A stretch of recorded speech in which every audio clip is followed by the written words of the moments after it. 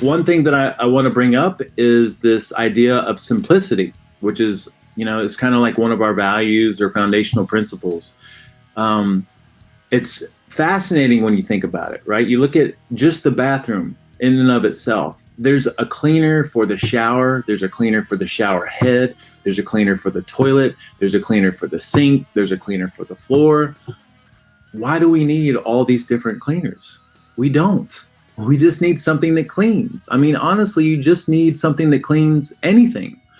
Maybe you need to scrub sometimes to get some stains out, but it's like this idea that there's a specific cleaner for each specific thing in the house. Then you take it out to the living room. There's a carpet cleaner. There's a hard floor cleaner. There's a countertop cleaner. There's a refrigerator cleaner.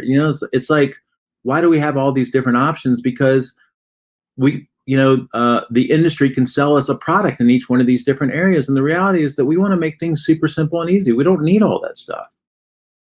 So, like we mentioned before, what was the last class about? I can't even remember now. Anyway, I've already forgot what that was. What we mentioned before is we want a focus on safety. We want to focus on, relatively natural and clean. And at the same time, it has to work. Otherwise, we're going to go back to something else. A couple of years ago, or, maybe it was like 5 years ago, the first dish soap that I started using was the 7th generation dish soap. And I bought like this huge pack of it. It was like a 4-pack or a 6-pack. And so I made myself use it. Not anywhere near as effective as Dawn dishwashing liquid. And so when I got done with that, I went back to Dawn because there's nothing like Dawn, right? But then I made one of these other homemade ones and it actually worked really well. I don't know. I think we went back to Dawn because Arnica had some Dawn that she was going through at her place. And I was like, don't throw it away. We'll just go ahead and use it, But my point here is that we want safety and it has to work or we're not going to do it. We're not going to use it. So that's how we put this together. And I've mentioned before, like how we research our info. Our strategy is we research ewg.org, which is an amazing resource. At the same time, it's so fascinating. Sometimes when I'm like in these different, organizations that are experts in their field, you get these little hints of stuff that is not right, right? So if EWG puts out something that's kind of food-based and they say something about low fat, it's like, man, why you got to say that? Now you've lost a little bit of credibility with me, but I take it with a grain of salt. But anyway, I research EWG. I have this background awareness with it. I try to go to the EPA and try to find out as much as I can about whatever topic it is that we're talking about. And then I check with my holistic health leaders and try to see if they've had any articles or posts, especially recent updated ones on what we're talking about, cross-reference all that. Sometimes I'll ask some people that I know are really, really big into being natural. And then if we're talking about products, I'll go on Amazon, sometimes Thrive Market, and I'll just look and see what reviewers have to say about it, whether it works well or not. And then we just got to try stuff out. I think that's a pretty solid process. Me and Arnica were in Whole Foods last night. She got sunburned. We were at the pool the other day. And we were looking for an aloe vera product and then also just a lotion. And so the first thing that we did, EWG has this little healthy living app that you can scan a barcode. So the first thing we did was scan the product with the barcode scanner to see if it was safe as far as ingredients go.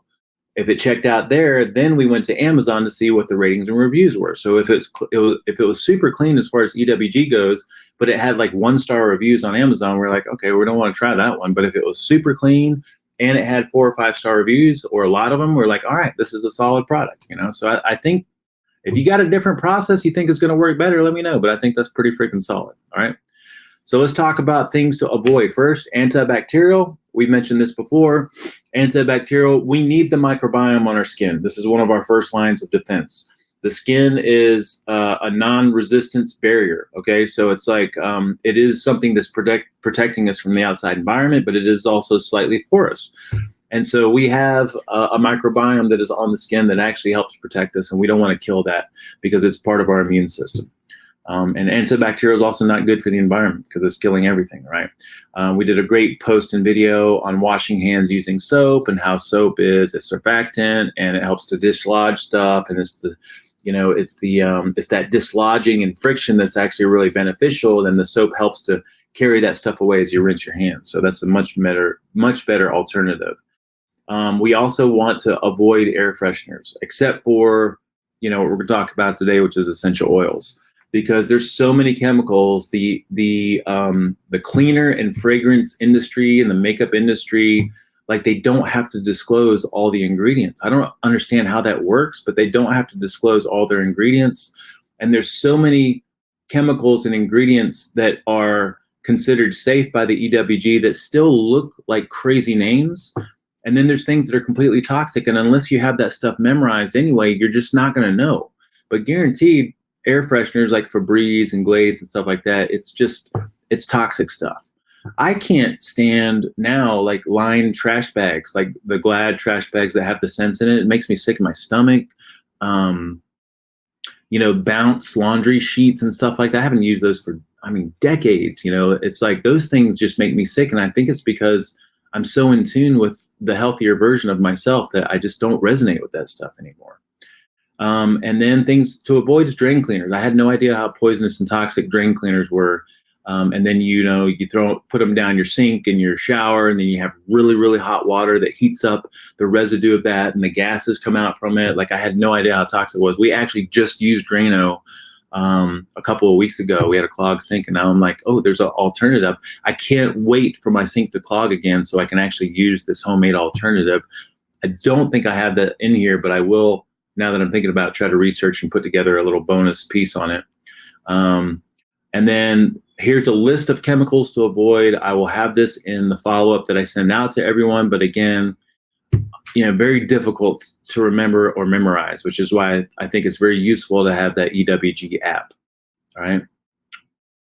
And maybe I could go a little bit slower if I need to. But I went to EWG and just pulled up Dawn dishwashing liquid, like just the standard regular one. And you'll see here that it has C and D ratings versus, like, the best you can get is the EWG stamp symbol. And then you have A. Sometimes you'll have the 1 through 5, 1 being really, really good. So Dawn dishwashing liquid, I just had no idea that it had so much crap in it, It works really well, but some of the easiest, simplest cleaners to use. And just for one moment, I'm going to tab over, make sure we don't have any questions or comments. Okay, cool. All right.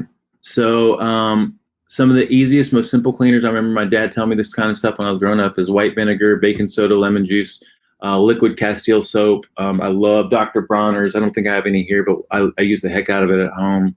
And then washing soda, which is something I'm relatively new to, but I love it. I think it's great stuff. All right. But that's not what all this stuff is going to be made of. Microfiber cloths are so useful. All right. So a really easy way to upgrade your cleaning intensity and the quality of your cleaning is just to simply use microfiber cloths. There's something about them. They just do a better job with everything. So I have I almost always, in the sink, I have a sponge. I have a microfiber cloth for the countertops. I use microfiber cloth in the bathroom, the shower. Like, they're so, so useful and cheap.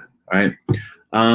I would consider these things right here staple ingredients for safe, non-toxic home cleaning. Washing soda, borax, Castile soap. You could also throw in there bar Castile soap, like Dr. Bronner's stuff. Now I'm kind of a fan of the non-scented, but Dr. Bronner's actually uses decent quality essential oils in there to scent their stuff. Miracle soap. I don't know if many people know about this. I was turned on to it by a local Weston A. Price chapter leader, and I absolutely love it. It's what I use to wash Conan with. It's my favorite soap of all time. Super versatile. You can dilute it, use it as the all-purpose thing. And then also essential oils specifically for cleaning. Now, when you do the whole diffusing for fragrance, for air freshener, you can use any essential oil you want. But like for cleaning purposes, the lemon purifying grapefruit, like the citrusy oils, you could throw lime in there, are really, really useful to have on hand, right? So washing soda. I didn't know what washing soda was. It's different. It's chemically different from baking soda, and also different from borax. It's like a mineral. I have some verbiage here. I'll just read through it. It's a chemical compound that can be used to remove stubborn stains. When it says chemical, it's actually it's like a mineral-based thing. It's super, super alkaline, so it's really high on the pH scale. Very, very useful in laundry and getting stains out, and little formulas for all-purpose cleaners.